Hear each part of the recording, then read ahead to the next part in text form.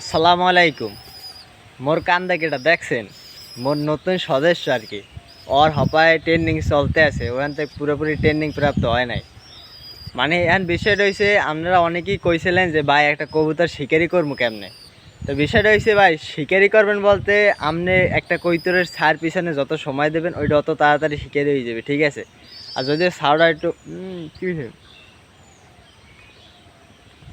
বিশেষ করে মনে করেন আপনারা যারা মুখ দিয়ে আদার খাওয়ার তাল করতে পারবেন, এগোটা মানে খুব তাড়াতাড়ি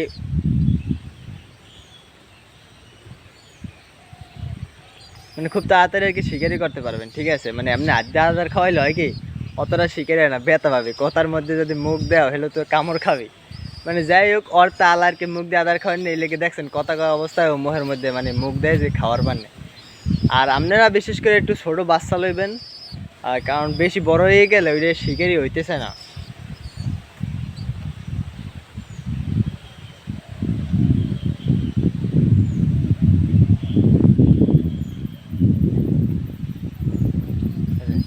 আল্লাহ হাফেজ।